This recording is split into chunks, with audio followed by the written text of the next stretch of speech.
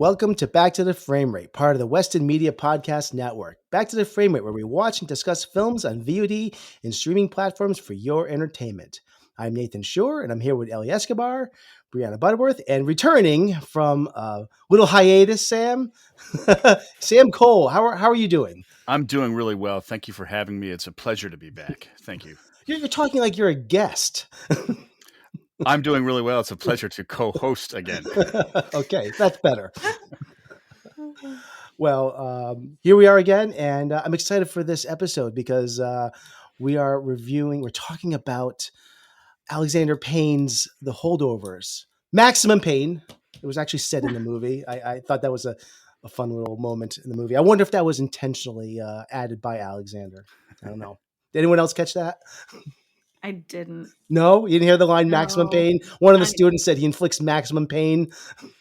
No. Anyways. It may have been spelled Payne in the script, I bet. I bet it was. That'd be a good bit.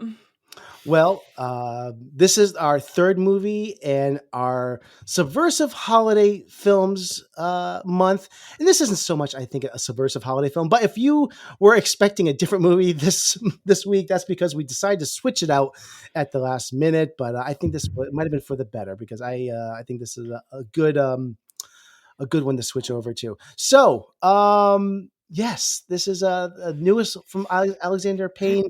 This just hit the platforms for purchase or for rent. It's also in some theaters. So a lot of places you can still catch this right now. And so let's, I think we can get to this. I'm going to start with a brief plot synopsis, if I can find it here. Here we are. A curmudgeonly I already messed this up here because by the way, I take this right off the internet. I do not write these. No, but you make them sound good. Oh boy, I do not. A curmudgeonly instructor at a New England prep school remains on campus during Christmas break to babysit a handful of students with nowhere to go. He soon forms an unlikely bond with a brainy but damaged troublemaker with the school's head cook, a woman who just lost a son in the Vietnam War. All right. And I'm just going to play a quick little clip from the trailer. You just earned yourself a detention, sir. Me with you is already one big detention. Son of a...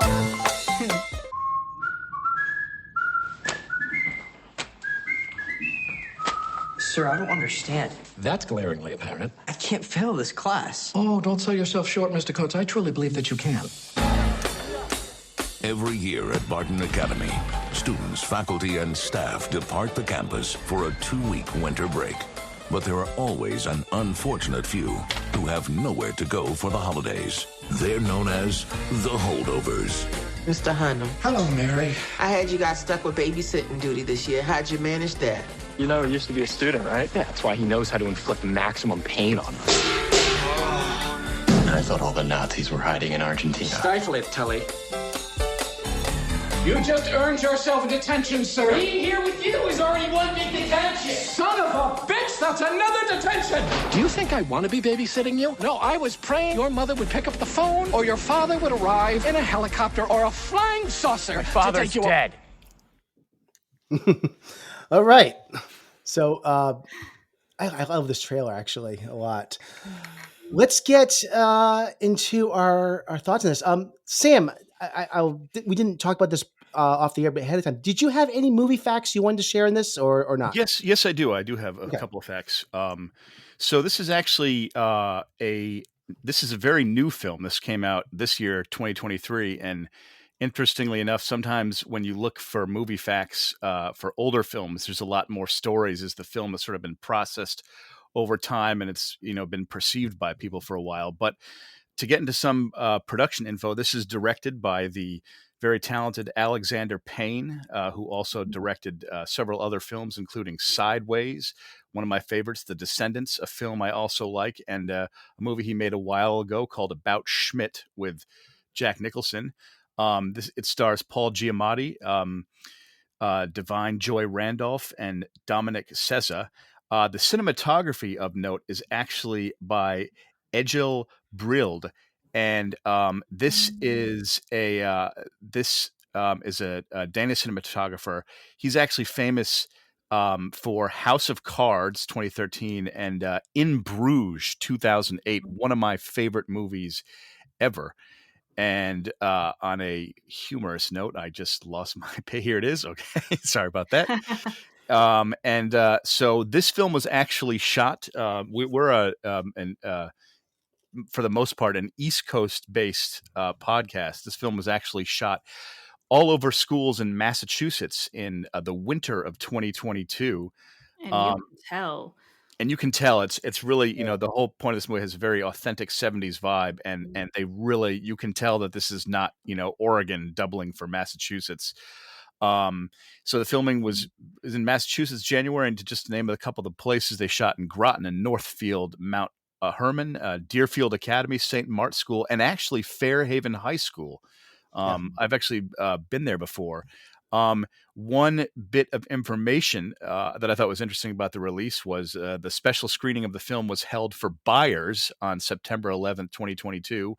The next day, it was reported that Focus Features had acquired distribution rights for $30 million, and the film was scheduled for a limited theatrical release on November 10th, 2023, but it actually got pushed up, came out earlier, and it will still be released in the United Kingdom on January 2024. So interesting to hear about the business side of it. And the Holdovers world premiere was actually held at the 50th Telluride Film Festival in August of 2023. So also screened at the Toronto International Film Festival. So, and in general, and we'll discuss our opinions of it, but it has been very positively received by critics in the 90% tile, I believe, on Rotten Tomatoes. So overall, doing pretty well, and made a decent profit. Low budget film, but just the production design details incredible.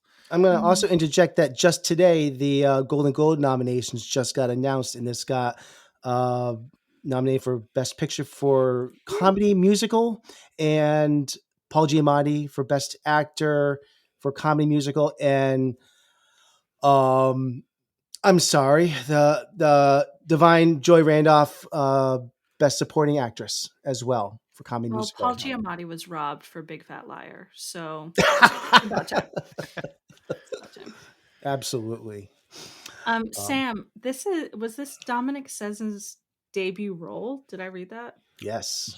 I forgot to include that, but that is very true. Yeah, amazing. He was. There's a very fascinating. I listened to interview with Alexander Payne, and he was the last piece of the casting that they put together for this, and they were, I think, 800 people were auditioned for that role, and he was auditioned 8 times before they finally selected him. But he had only performed in stage plays prior to this. First time ever in front of a camera. Well, it's always the 801st place you look. Yeah. So. Interesting. Yeah. So thank you, Sam. Great points there. All right. So why don't we just very, very briefly just give our quick little review on this movie. By the way, we're going to be talking spoilers. I know this is a brand new movie, so if you have not seen this movie, highly encourage you to either go out and see it, rent this, purchase this, and then listen to our podcast. But we are going to get into spoilers very quickly on this. But first, spoiler-free thoughts. Give me 30 seconds, 60 seconds each on each one of you, your thoughts on this film. Let's start with B. Oh boy. Yeah. Go right in. I really liked it. I'm a big Alexander Payne fan. I really liked it, but there was something that fell just a little shy of swooning over it for me. I thought it was really referential of some amazing movies, and I think I just love the movies that it's referencing a little more than this movie. I'm not sure that it lived up to the sum of its parts for me. I think he's got a big thing for Hal Ashby is what it is. Well, I think he's got, it actually kind of reminded me of Licorice Pizza. Like Paul Thomas Anderson does these like big swings and then has sort of come out with something a little more intimate and a little bit more, just personal drama. And I thought it's funny because in the theater I was like, I am gonna watch this every year as my Christmas movie. I do really like it, but I just don't think that when I think of this movie, I think about Cider House Rules, Riding in Car with Boys, Mr. Holland's Opus, Dead Poet Society, and I would almost watch those movies again before I watch this. Okay. Yeah. What would you give this for a star rating, 1 to 5? 3.5. Okay. Yeah. Sam, I'm going to turn to you. I enjoyed this film a lot. I definitely hear your points, B. I would say for me in general, one of the reasons I'd give this film a high mark is because Alexander Payne at his best, his movies to me, they feel like a Saturday afternoon where you have no plans and no expectations, and all of a sudden you happen to have the best, most random day ever with lots of human encounters. And his movies, there's an unpredictable human element where characters do things, moments happen that you don't expect. And I feel like it really fulfilled that quotient well. I agree with you. It sort of reminded me of other films, but I still think my favorite of his is Sideways personally, but that's when I put that in my top 10 maybe, but I enjoyed it a lot. We'll talk about plot things later, but unexpected things happen in this movie that I found emotional and powerful, and it made me like it a lot. So I definitely enjoyed it. Love the setting, love the 70s vibe. For me, I would give it a solid 4 stars just because I went in with no expectations whatsoever. And it was completely different from what I thought it was going to be because I hadn't really watched any trailers, or if I hadn't really put together or read anything about it. And so the unpredictable human moments and sort of arc of the story I just found myself really enjoying myself watching it. So that's my kind of overall take. Definitely. Yeah. High marks from me for sure. All right. Thanks, Sam. Ellie. I liked it. I liked it. I enjoyed it. I watched it. I wasn't sure I wanted to watch the film first, but then I watched it and I liked it a lot. A lot. I liked everything. I liked everything. I liked every actor. I liked the setting. I liked what it was said in the movie. It reminded me of so many things about my own life when I was a teacher, teaching students. And I actually went to do a internship at the Andover Academy. I thought that was the Andover Academy, but it wasn't. Phillips Epic. It's called the Phillips Academy. So I did an internship when I was student teaching. I was in a classroom with all boys. They're tough together, but easy to handle. Let me see. It even reminded me of me at one point where when I first came to this country and I almost gave up on going back to my country because I was frustrated with the language because I couldn't speak English and I didn't like the atmosphere of the high school. And I thought I come from going to private school wearing a uniform to come into a high school that doesn't wear any uniform and different language. And I had a teacher that cared enough to give me that push and say, I'm here for you. I'm going to get you through it. And she did for 3 years. Eventually, she became my son's godmother. That's how much I love this teacher. And I feel like there's always a teacher that does something for you. Maybe not everybody, but I know when I was a teacher, I have many students that became teachers because of me. I ran into them afterwards and says, Miss Aviles, Miss Azkaban, I'm a teacher because of you. But I love it. It was great. Yeah. I don't know much about the director because I don't think I've seen, I don't know. I don't think I've seen any of his films. Oh, we're going to do Alexander Payne month then. No, I think I've seen Sideways. I've seen Sideways, actually. Yeah. I have seen, and I didn't care for Sideways. I didn't care for Sideways. Nope. Nope. Downsizing. I think I might have watched Downsizing too. Who's in that movie? I forget. Well, Downsizing, I think, was his like swing and a miss before this. Right? Wait, is that the one with Matt Damon where he becomes a little man? Yeah, I just, Downsizing is the I, only one of his movies I have not seen. I actually just watched that like a few weeks ago.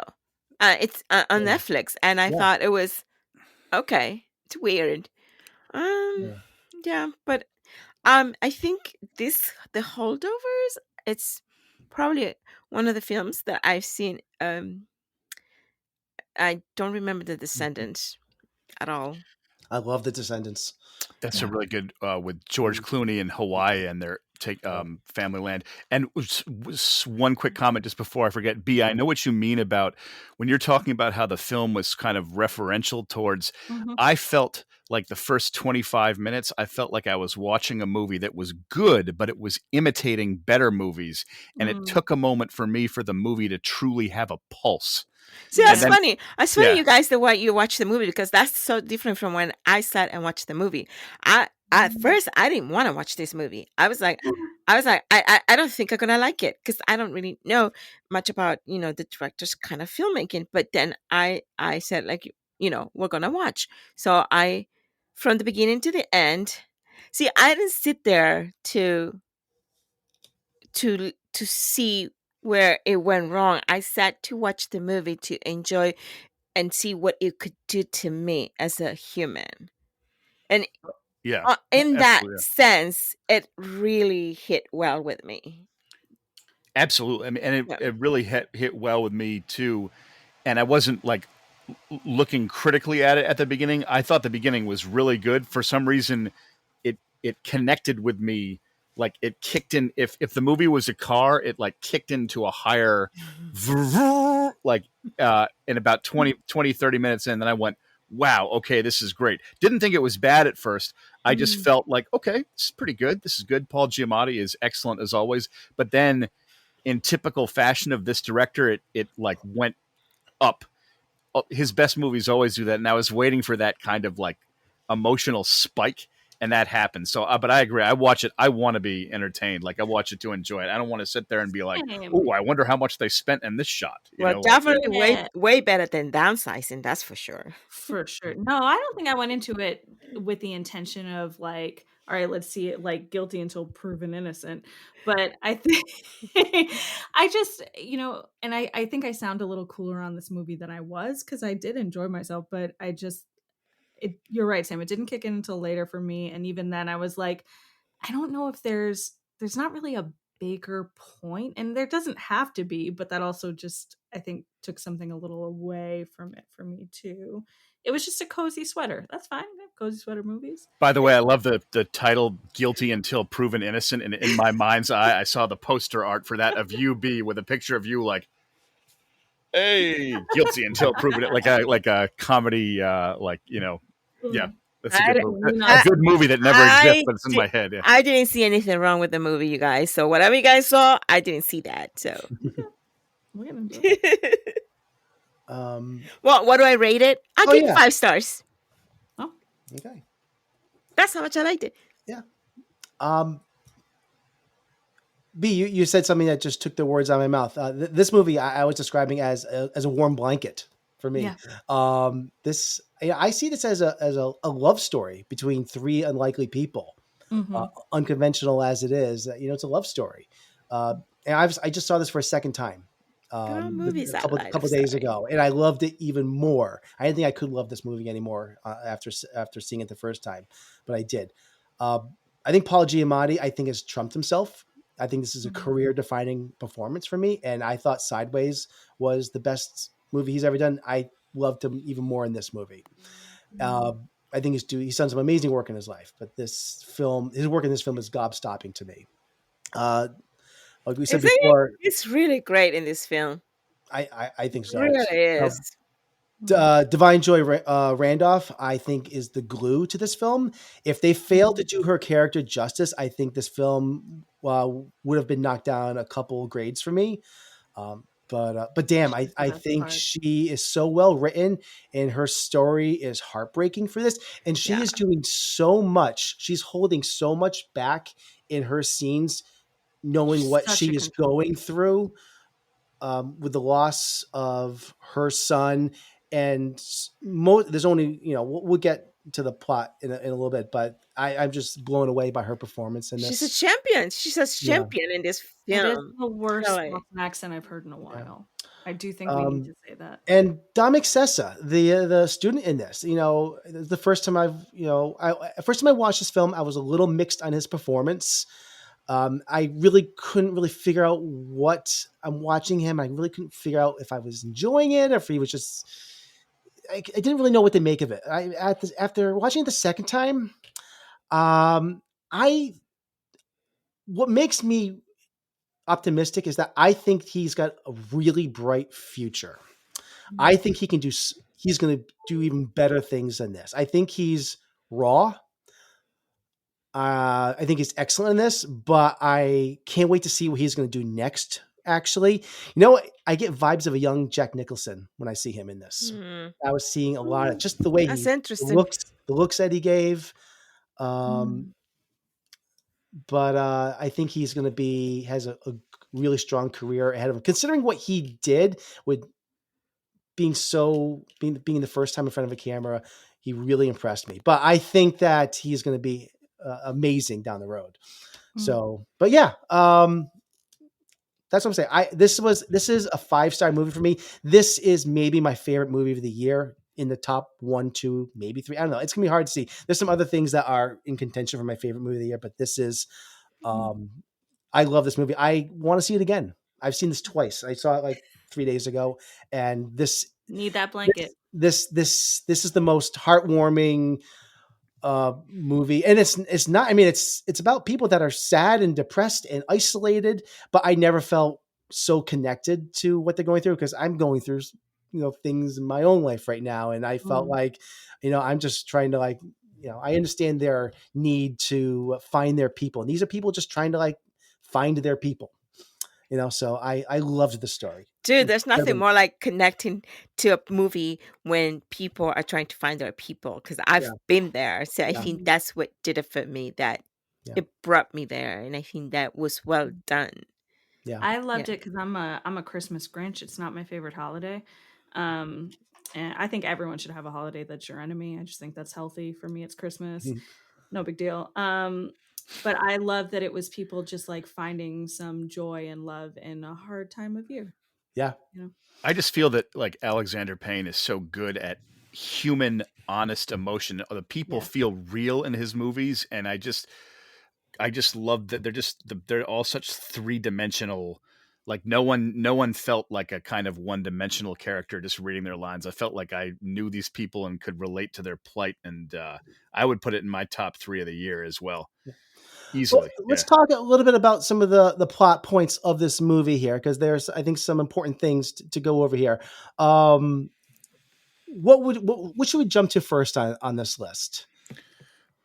I thought it was really sad when Paul Giamatti died in a car explosion. I was just oh man! Wait, he died in a car explosion? No, not at all. No, I think the first thing that is an important part of this is, after the most of the kids go off on the ski trip, it's really left to the 3 main leads in this. I would really love to, and sorry to jump in, I would love to comment on that.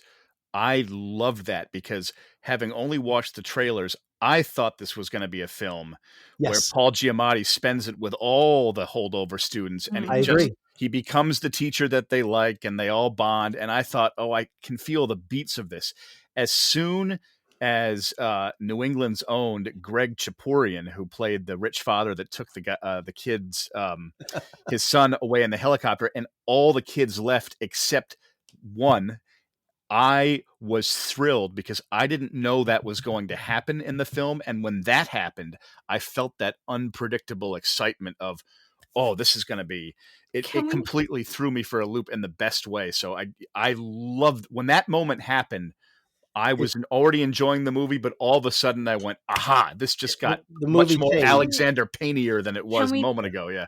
Yes, we got to talk about how funny it is that a helicopter came and picked those kids up. That is hilarious. It just, I talk about this referencing all these big New Englandy feeling movies, which is true. And then it just immediately castigates the wealth in New England by just being at any point a helicopter in the 70s could drop in and swoop off with these kids. Right.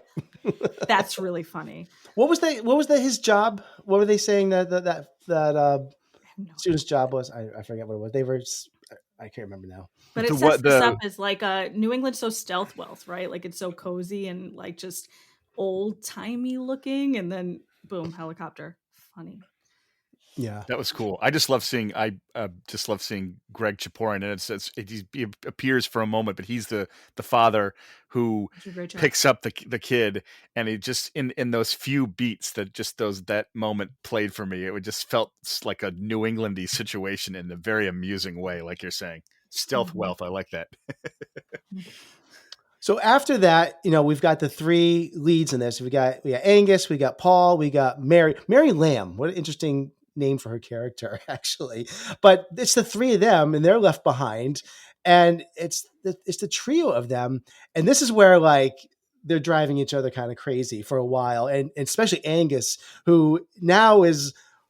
It's so weird for him. He's now being babysit by one faculty member. I mean, how would you feel during that? That would be the most awkward thing ever. Like the person you cannot stand is now like your dad almost. Like he's like the person been abandoned by his parents. I know. You can't get in touch with them, and then stuck with this dude. And I just love how he like rebels during this whole thing. He just starts acting up and running around the whole building and then he like, I love the line where he finally has had it and he's like being chased by Paul Giamatti, and he's like, do not go into the new gym that hasn't been finished yet. And Paul's like, this is your Rubicon. Do not, what was the line? This is your Rubicon. Do not cross the Rubicon. I mean, beautiful writing right there. And then he just like grins and he does like somersaults into the gym and he goes off the bar and dislocates his shoulder. And, but then it leads to a pivotal moment in the movie where they have to go to the hospital. And I guess because he, for insurance reasons, if he had to use insurance, I guess Paul would have gotten in trouble. That's what's kind of interesting because he was his responsibility. Right. I think that's it. I think it's like if the parents had found out, they would have had to explain things to the other adults in the room versus when they can pay for it out of pocket. There's no other adults in the room. It's just the two of them sorting their out together. Yeah. But that's a very important part that Paul, that Angus, I guess, lies for Paul. And then he like kind of lords over him and he gets him to take him to like dinner at some shack. Yeah, he's still a teenager. Yeah. Yeah. And then where they meet one of the Miss Crane, who also is somebody who works at the school as well, which she's picking up some hours, which actually says, I think, a lot about the school, that even though she's working at this prestigious school, she has to pick up, hours during like school break,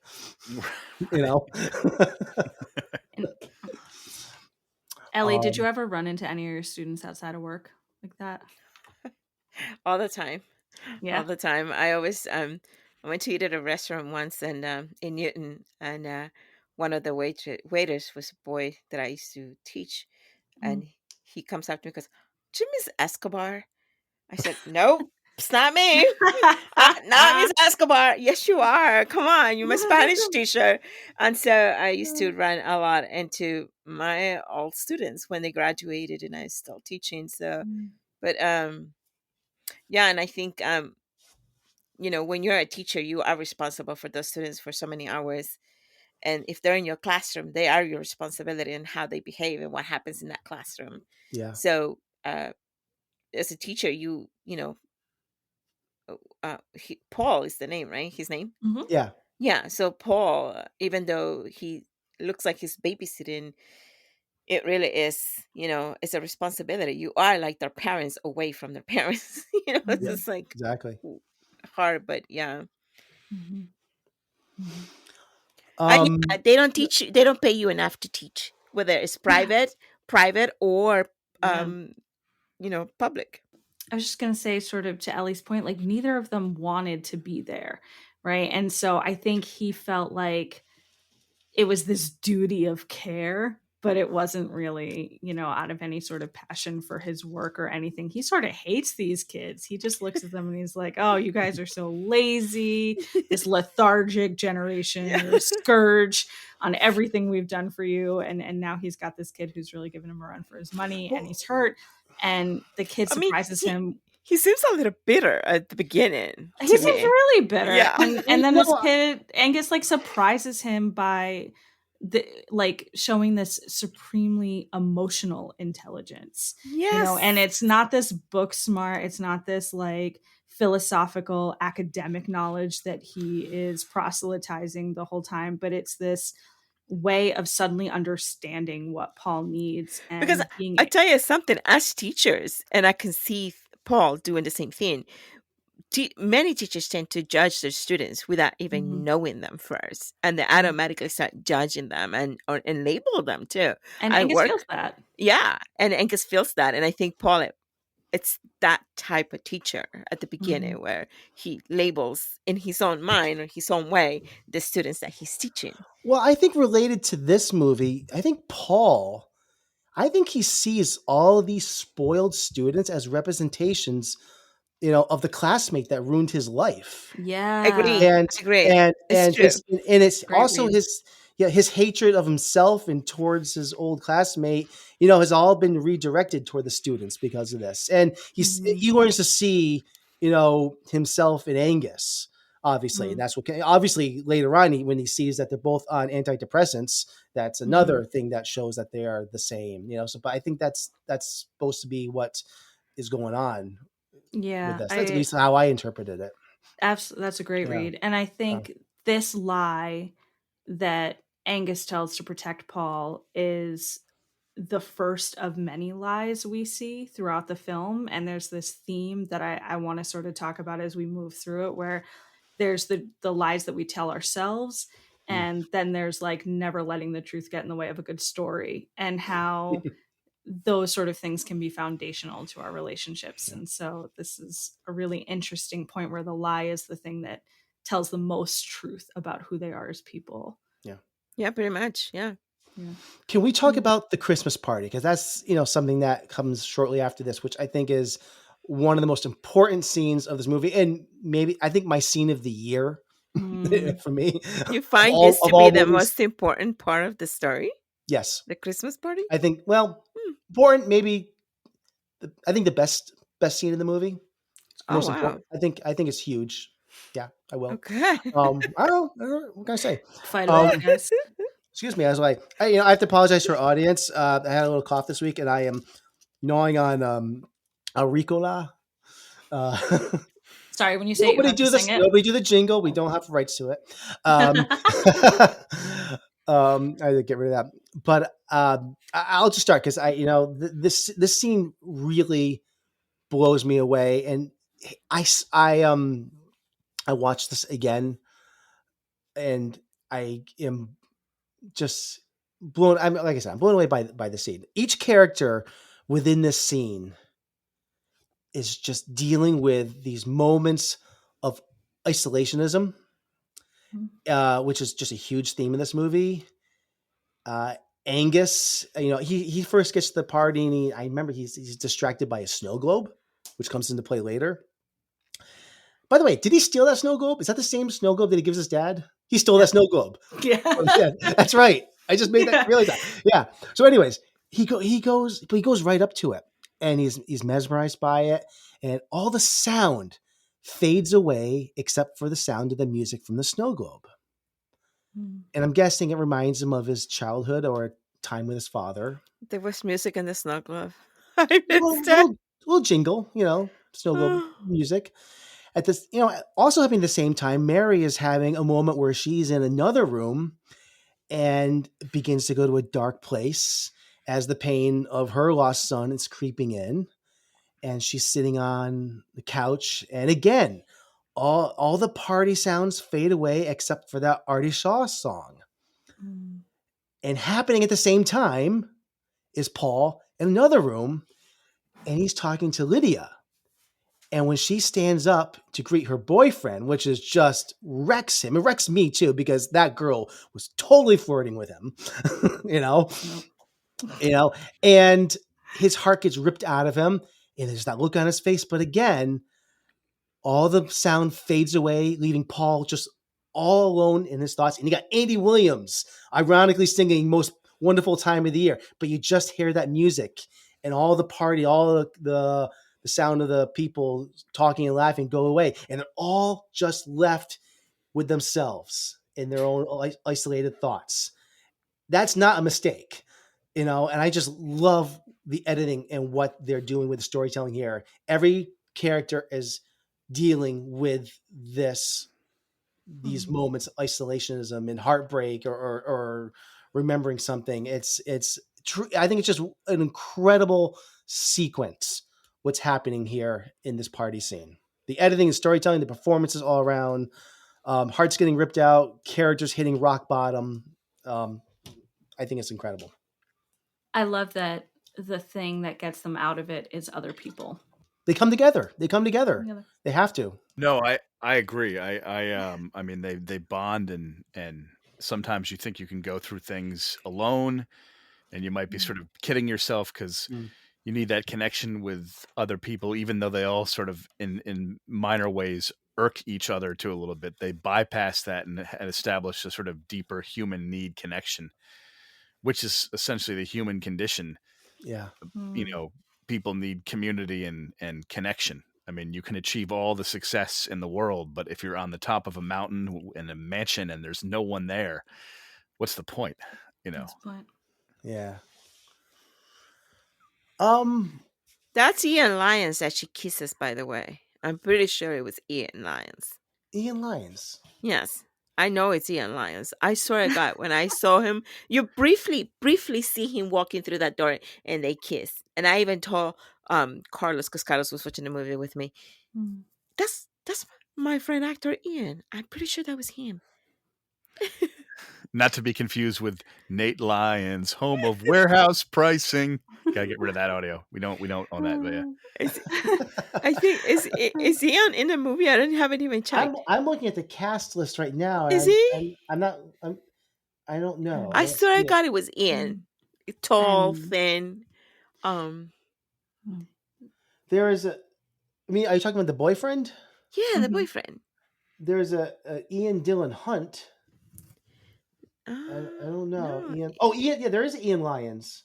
Yes, it's credited as the handsome man. That's him. Yeah, it's a handsome man. That's the boyfriend. I'm pretty sure that he's the boyfriend. That's what I always get cast as. I'm pretty sure that was Ian, very briefly, but yeah, well, he's in the movie. I don't know. That was such a great scene. Yeah. I think another reason the Christmas party scene is just in general, like you guys are saying, is because everything comes to a head in that scene. Like the characters hit the wall with their problems and things, she gets way too drunk and emotional and they have to like take her out of there. And it's like they're coming up to a threshold where the isolation is all too consuming and it boiling over. It boils over. Yeah. And there's generally in Alexander Payne moments, there's always boiling over scenes. And even though this is not my favorite film of his, and I haven't seen it in years, but in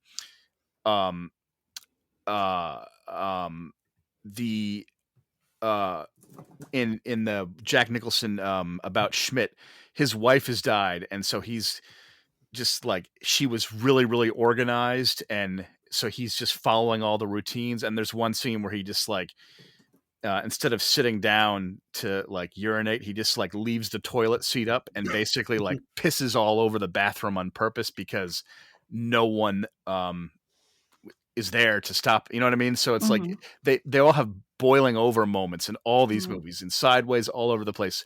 Descendants. I mean, that's why it's always very human, because that happens in real life. Yeah. Yeah. I also think there's something really just sort of touching and almost kind of forgotten about the way these characters are able to accept each other as deeply flawed people and still love each other. I think a lot of times in modern conversations and when we talk about people, it can feel really like, oh, well, this person does this thing that I don't like, so I reduce them to that. But here we see characters doing lots of things that we don't like, and we kind of fall in love with them anyway, and they fall in love with each other. And I think that's wonderful. So after this, I remember Christmas, comes and goes, but Angus wants to go to Boston, and they decide that they can do this if they call it like a field trip. And I think there's some great another lie. Yeah, great. Yeah, I know. Great bonding moments between Angus and Paul. They go to some very familiar places on this, which was really cool. But also during this, Mary goes home or visits her sister, and her story kind of comes full circle because she brings her son Curtis's things back as well. We see that the box she's been carrying around is full of Curtis's baby paraphernalia, clothes and socks and things like that. And I thought it was a very heartwarming moment where we see that reveal, and she reunites with her sister. But yeah, any thoughts on her story coming full circle here, or the trip to Boston? Yeah.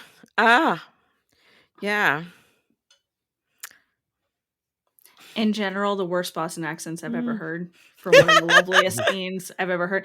Da'Vine Joy Randolph is like, she better get nominated for everything and win everything. I think she's wonderful, but what was this accent? It was so hard. I read an article that she was doing like a very specific 1970s Boston accent. I don't know. I've known people who lived here in the 70s. They don't sound like that to me. Maybe we talk to different people. I still think the worst Boston accent ever goes to the great Martin Sheen in The Departed when he's like, do you want to be a co-op or do you want to pretend to be a co-op? It's a simple question. You're like... Also bad. The Foghorn Leghorn of Boston accents. Yeah, it wasn't great. But outside of that, I thought the time in Boston, specifically Mary visiting her family, I thought was really a great symbol of closure that Paul and Angus wanted, right? They were sort of looking for what Mary got. And that family and that connectedness. And so Mary always had these people outside of them. And I think that's why she was able to be the glue for them. And I think when she sort of leaves the movie, her absence is really felt. And that was one of the hard things for me. But I thought her storyline was beautiful, and the way it comes back at the end, I thought was great as well. And being in Boston was just really great fun. For me, the big being in Boston part was when they're in the liquor store. And yes. And Paul starts telling stories about how he really got where he is. And sort of reveals a little bit more of his weakness, what he perceives as a weakness, to Angus, and lets him in a little bit. For me, that's where the movie officially has some juice. I agree. That was strong. And I think in connection to that, the scene where they're at the skating rink and we learn about where he meets his old classmate, where another big lie comes out. How does that go down? Anyone want to explain how? I don't remember how to articulate that, but it's really, really cool. He tells them that Paul's writing a book about, what was the book about? It was great. That scene I really related to because, boy, and this may just be personal, but like growing up in New England and stuff like that, sometimes, not this is way, way too much a stereotype, and I hesitate to even say it as a soundbite, but there's like a competitive, I've been in that position where I'm not lying, but I'm exaggerating my accomplishments. There's a hustle culture here. Oh, we all do that. I mean, I'll be sitting around the dinner table with, and like the people that went to Harvard, they'll be like, "What did you do today, Sam?" And I'll be like, "Well, I filmed a movie in the woods. We got some really good like coverage shots with my friends." They're like, "Oh, that's weird," and it's like, I like that you've made Harvard people English. because they have to, in order to disassociate the English vibe. It's like, but we're smart. Right. Also, with all the villains in Star Wars are British, so maybe that's one thing connection there. Yeah. Well, Angus tells this old classmate that Paul's writing a book. I remember that. And like watches or something, like, Oh, or wow. cameras. It was Cameras. like ancient cameras. Yes. But this ties into, he specifically says he's writing a book because if you remember earlier in the movie, I love the scenes where Mary, Angus, and Paul are around watching TV, like the Newlywed Game and things like that. It's a great character moments in this whole thing. But if you remember, that there's a great scene where he's asking, what would you want to do? And Paul says, like, he might write a monograph or something like that, short, which is like a short essay. And Angus asks, why not write a book? And Paul says he's not sure if he has a whole book in him. And Mary says a great line, like, you can't even dream an entire dream, can you? Which I think speaks volumes about Paul at that time. So Angus takes the cue at that later on in the movie, he's writing a book. Yeah, and it's really about Paul in that moment when he feels the need to lie, because he's feeling that need to impress the other guy. The other guy is not mean. He's just more kind of indifferent, and he's like making chit chat, but Paul's the one taking it personally, kind of. Yes. And so I think that happens a lot when someone will talk about their accomplishments. They don't mean to sound condescending. It's just, if you are feeling insecure within yourself, you feel the need to talk yourself up because of the way they're coming across to you. So it's about Paul in that moment. It really is about him. And his explanation afterwards, where they're walking down the street afterwards, like, he doesn't have the right to my story. He says something to that, which I love that explanation. It's not about him. It's just that my truth is my business, or whatever, however he explained it, which was just a great, I just love that scene, the way he explains it. He doesn't have the right to it, to know this, or something to that effect. I have a friend who's a similar way, and he's a great line where he says that he is the captain of his own ship, and if he wants to like fly the Starship Enterprise into a wall, he has to have the right to be able to do that, no matter what anyone says. So it's like, it's not necessarily a personal space issue, but it's about like, no, I need to own this. And so he feels sort of infringed upon in that moment in his mind. Yeah. There's a great undercurrent of like very specific New England pride running through this. Like, this whole movie just captures that attitude really well. Yes, it really does. Yeah. So in a bit, I know they go to the Orpheum Theater, which I've been to like more times than I can count. And Angus sneaks out, and he's going to go visit his father at a sanitarium. Is that the correct term for it, or an institution? Anyways, but Paul catches up to him, and he decides to go together. What did you guys think of this scene? Because this kind of hit home for me a little bit, because I don't think I've shared this on the podcast. I lost my mom almost 5 years ago. She was headed into this direction where she was having issues with dementia and things like that. She never got to this point, but this was difficult because I saw this world coming my way.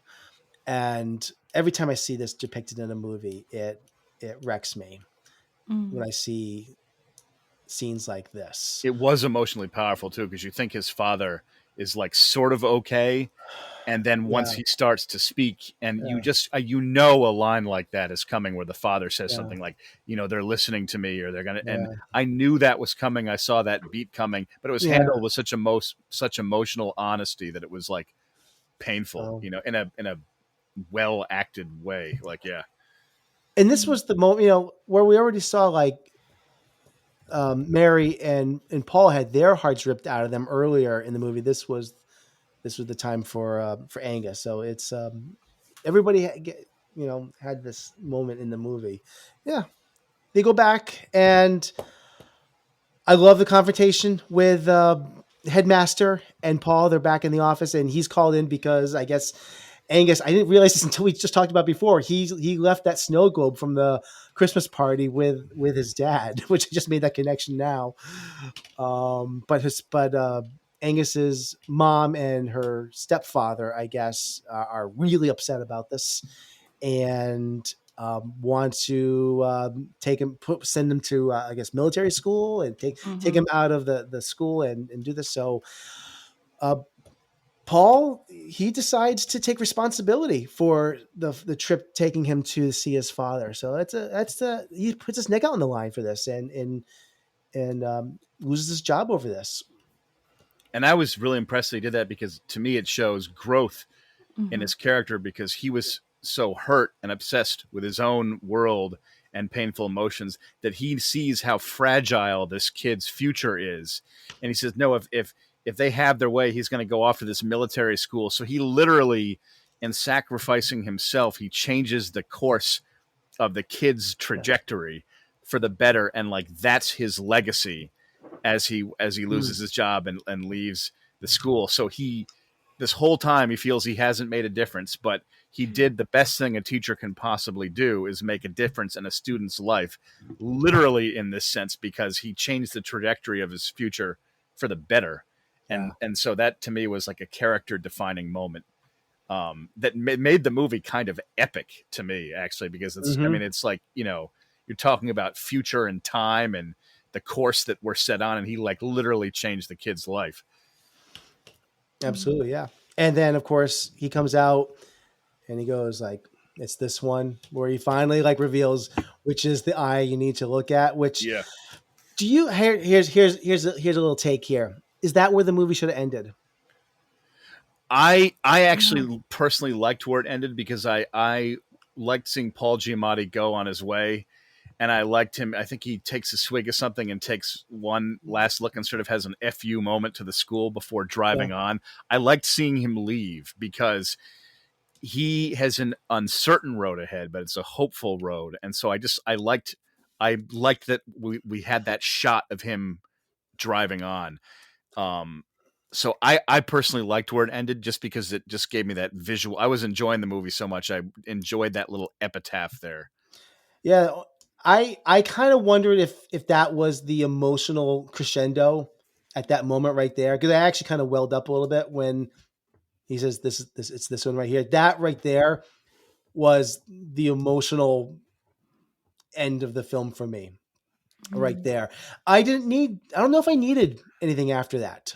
But I didn't mind. It really didn't hurt the movie for me, but I felt there was a lot of like extraneous, like a few other extraneous moments that didn't really add anything. I think we could have filled in all the other gaps of the movie after that. I think their goodbye was more powerful for me than him telling him about his eye, which was a funny movie trick because it kept switching throughout the film. Yes, it was. Yes, but By the way, the whole eye thing, apparently it's a secret how they did this. Yes. I don't know if Paul Giamatti just has the power to go wall-eyed whenever he wants to, or if this was a digital effect, or it was a contact lens.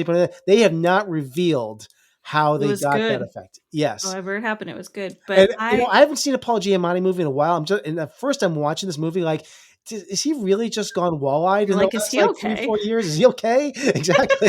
I bet a lot of people were wondering that.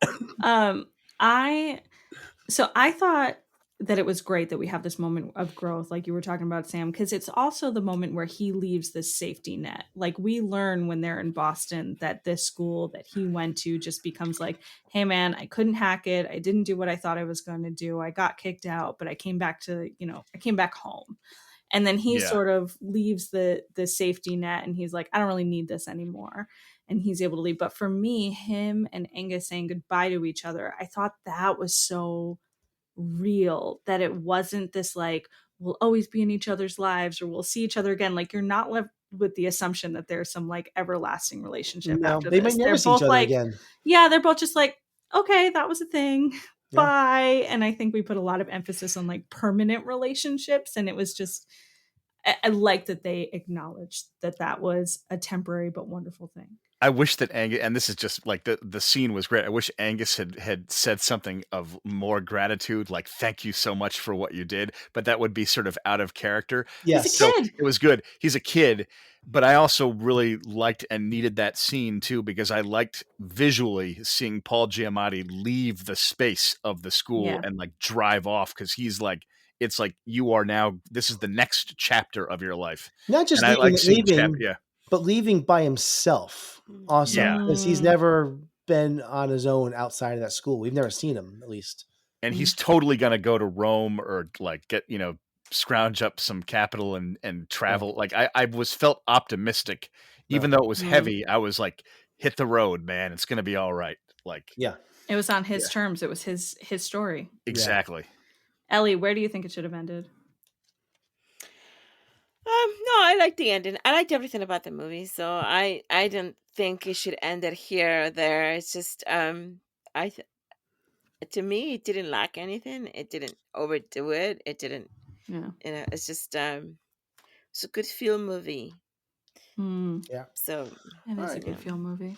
It would have ruined the movie if there was like if he had a musical number on the road where he's like, and I'm feeling lots of pain, but there's nothing more to gain because I'm free, and it just like drives down. That would not be good. Good job for not including that, Alexander Payne. Yeah, I told him too, and he was like, "Sam, that's stupid." Yeah, there's a really good editor on set. I thought the movie was a little bit of Dead Boy Society and Good Will Hunting. Yeah, for sure. Good Will Hunting. All right. All right. Well, I think we have examined this movie about as much as we can. This has been a wonderful conversation. So let's close the book on the Holdovers.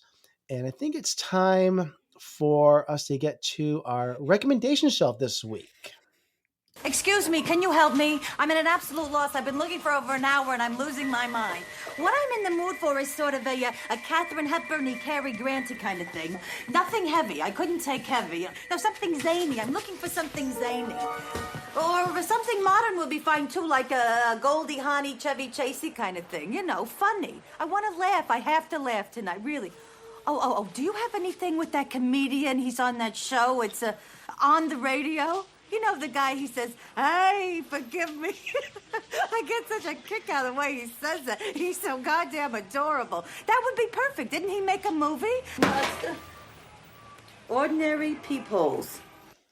All right, that's our bumper for our recommendation shelf. You know, before we get to that, though, I always forget to do this. I just want to do a quick bit of housekeeping. Because, well-oiled machine here. Just want to say, thank you for listening to our review on the Holdovers. It means a lot to us. If you agree or disagree of our opinions, please, we love to hear from you. Our email is backtotheframerate@gmail.com, or connect with us on Facebook, Instagram, Threads, or TikTok. Our handle is Back to the Frame Rate. Your support is greatly appreciated, so please take a moment and leave a rating and review on Apple Podcasts, Spotify, or your preferred podcast app. We highly recommend that you subscribe to our newsletter, Frame Rate Monthly. This newsletter is packed with details about our podcast, including what we're currently watching, upcoming discussion topics, and other engaging content. To subscribe, simply send an email to us at backtotheframerate@gmail.com.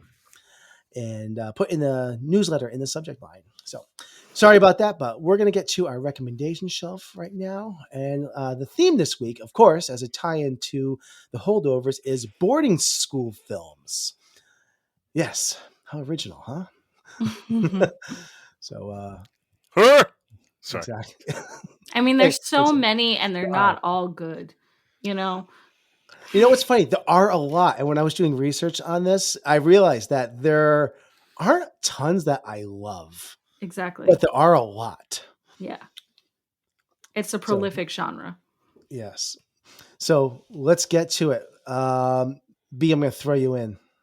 Rock and roll. Because I'm just nominating you to go first all night. Sorry. I needed that. Thank you. I went for sort of an oddball pick for this because I wanted to kind of turn it on its head a little bit. I went for The Blackcoat's Daughter, which came out in 2015. It is a horror thriller movie. It's A24. It's pretty divisive, like most movies distributed by them are. It's definitely a slow burn. But where I think this sort of subverts the genre a little bit, in addition to it being a female boarding school, which is fun, it also sort of takes the things that would be maybe taboo in those more standard films like Dead Poets Society and turns them into something scary and something that we should be suspenseful about. The film follows two women, so it has these parallel storylines that we don't see converge until the end, and it is it's really slow paced. It's kind of like The Witch. I think it would be a good double feature with The Witch. So if you like that movie, I would check this one out too. Where is this? Where can people see this? That's a good question. People can see it on Max, which I hate that it's not HBO anymore. It's hard for me. And video on demand. Okay. All right. Sam. So I'm totally cheating a little bit here. It follows the boarding school parameters, but it's not really a boarding school movie, but it happens to take place at a boarding school that just happens to be very magical. I'm referring to the Harry Potter films because it technically falls under boarding school category because he has to stay there. I am going to go with, first off, and it's kind of a non sequitur. I love the Harry Potter films because I like coming of age stories, and a coming of age story with an epic setting where you're the chosen one that has to fight the Dark Lord. It does not get grander than that. Though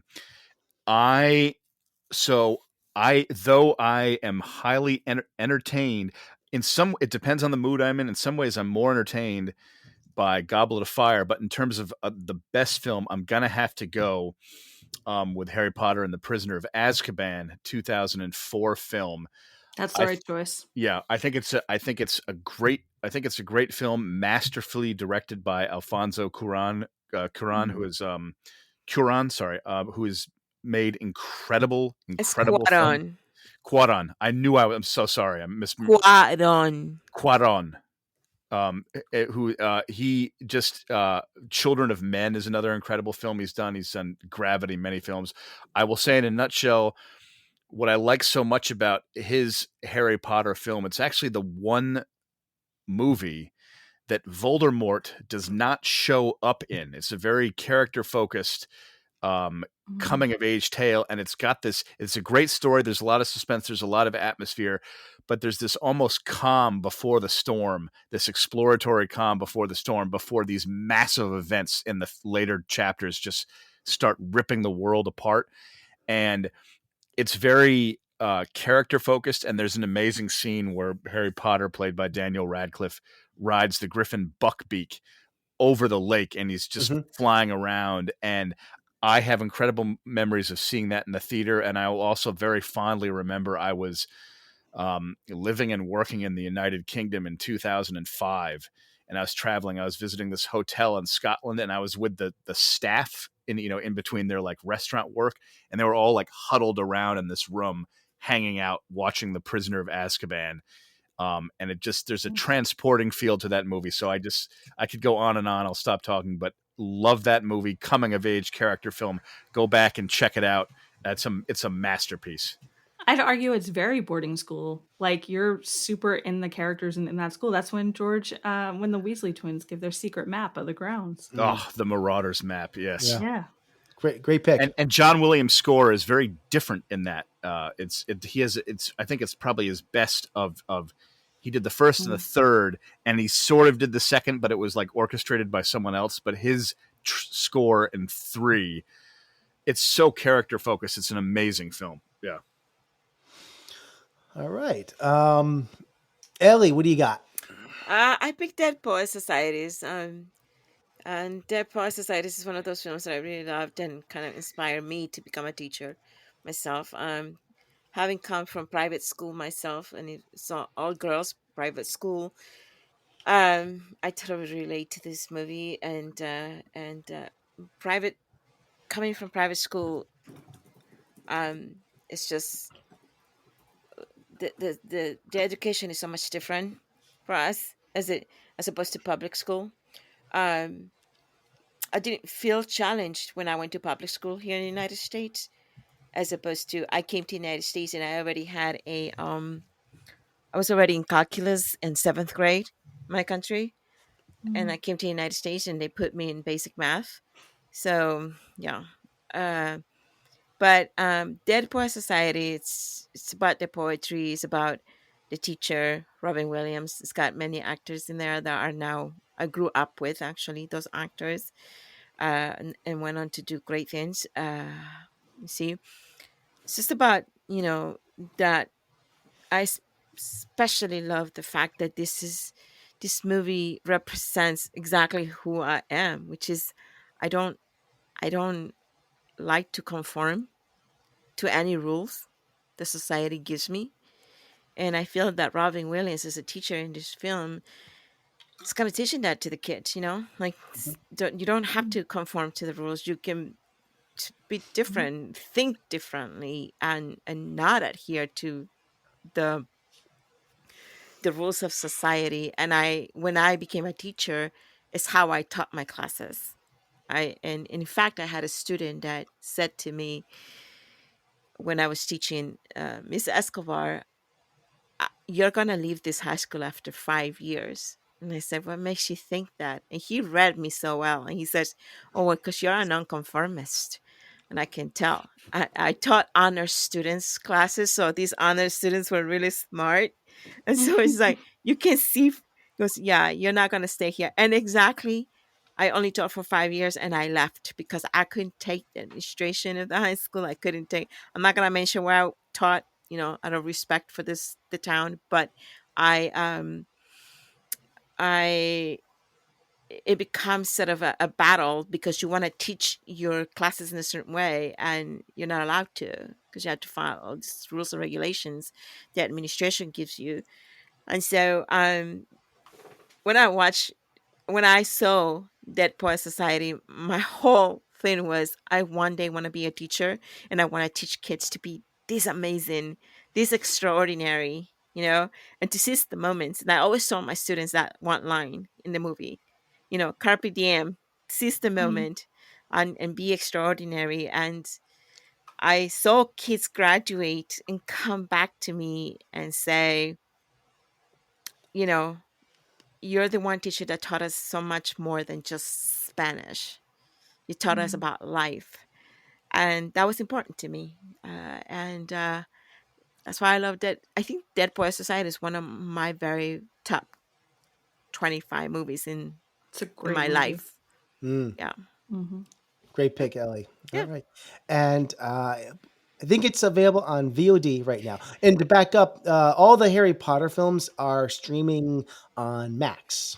I was checking. So, yeah. All right. My pick. Is it still called Max? It's yeah. I thought it was Max. called Help Something. No? Help something? I don't know about that. Okay. Help Max Help succeed. Isn't it? No. Am I dreaming? Okay, I thought it was. My recommendation shelf pick for boarding school films this week is a film that I have very strong and personal connection to for a couple reasons. For one, a bunch of this film was filmed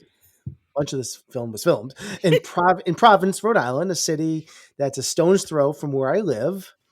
And it's from a couple of native Rhode Islanders. It's directed by Michael Corrente, a man who I've had the pleasure of meeting several times. He's a very charming man in person.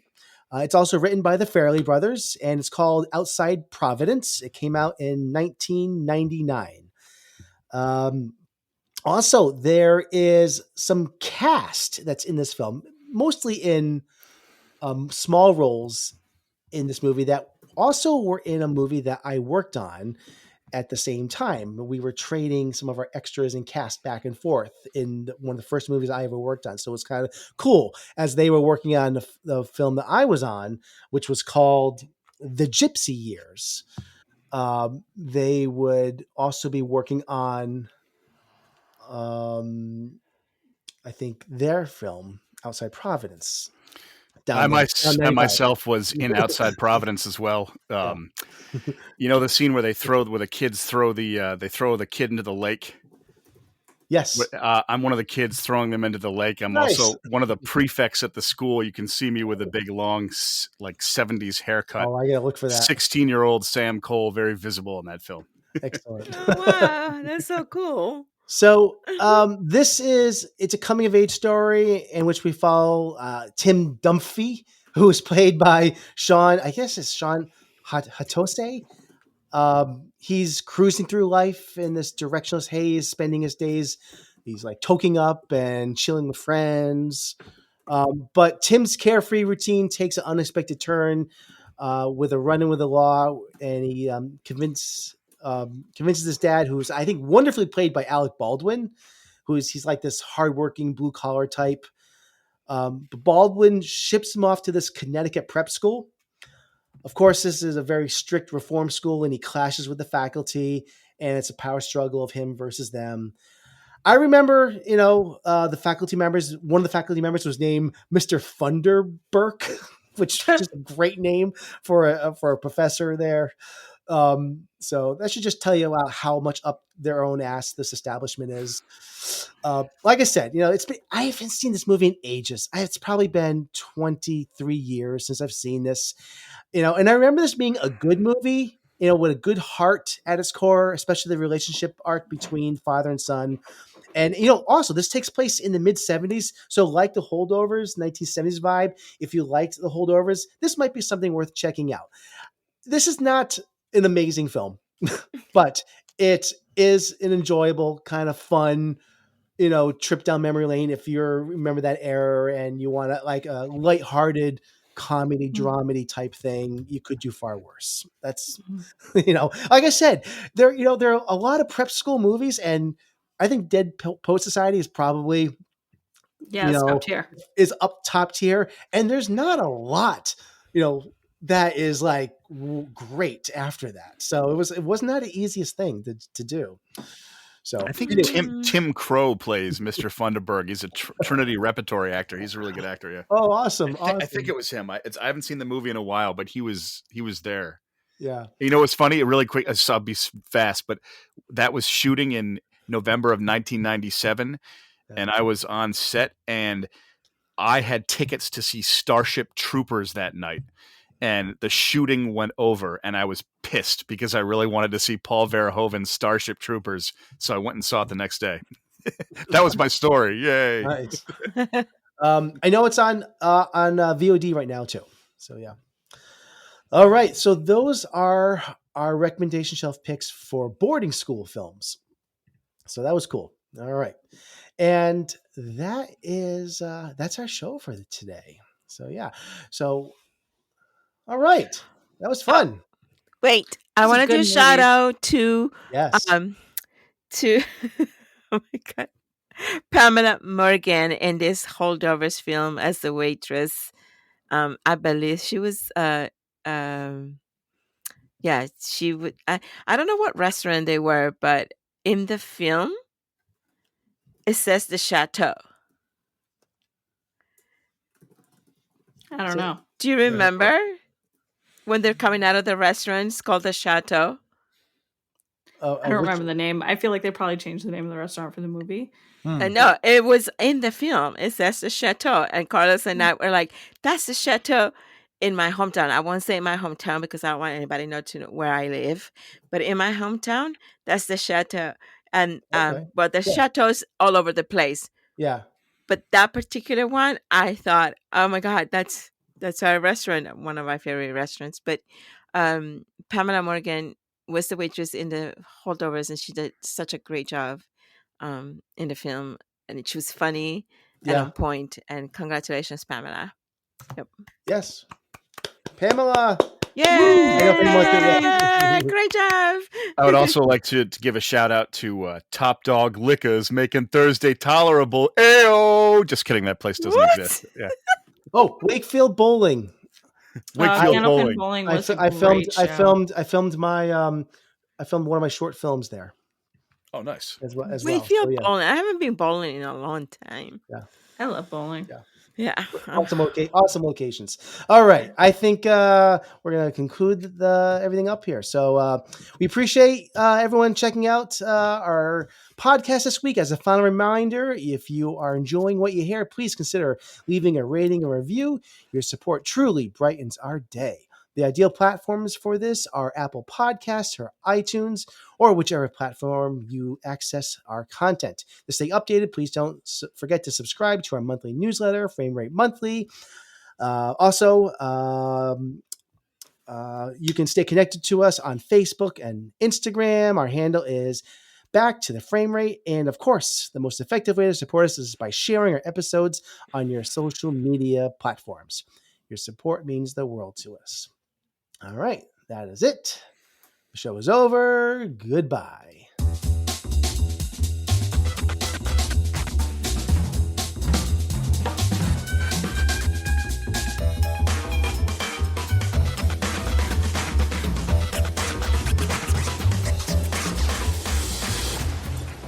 I want you to know it's over.